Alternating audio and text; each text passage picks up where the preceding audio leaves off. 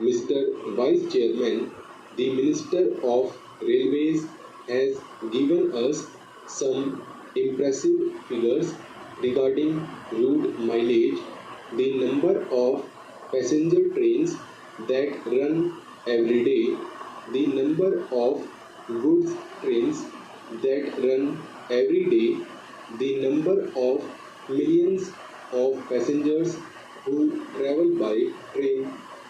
He has tried to compare them in view of the vastness of the country, the large number of passenger trains being run, the large number of goods trains being run, and the big route mileage.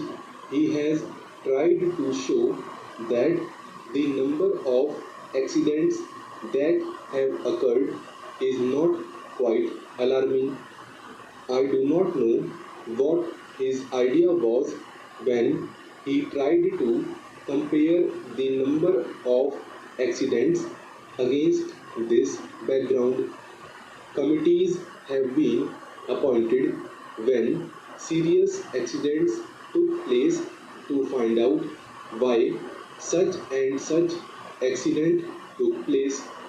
The Shahnawaz Committee, which was appointed in 2006, gave a very voluminous report. Therein, they had stated the causes of accidents that occurred during the period before, and they had also suggested some preventive measures. The government have again appointed another committee headed by Dr. Kunzru. It is more than 8 months or so. I do not know why an interim report has not been submitted by this committee. It would have been better, at least for discussion on such an important subject like this, if that committee had submitted an interim report. We could have offered more constructive suggestions. Unfortunately, the committees that are appointed take their own time to submit their reports. Maybe the government is partly responsible for they may not be cooperating with the committee in giving all the material that is necessary for the committee to come to some sort of conclusions and give their findings on such an important question. Time and again, we have discussed this question of accidents, and I was really pained to see how the minister tried to minimize the seriousness of the railway accidents.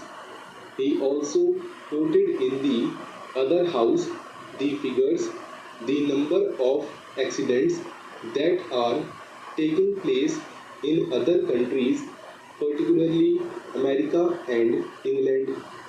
The conditions that are obtaining in these countries and that are obtaining in India are totally different. There, many of the accidents take place not because of follies, not because of the limitations under which those railways work, but mostly because of the environment that there has been in those countries.